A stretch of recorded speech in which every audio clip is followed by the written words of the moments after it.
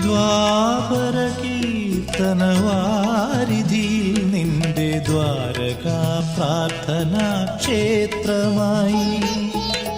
യുഗസന്ധ്യകൾ വന്നു സാഷ്ടാംഗം പ്രണമിക്കും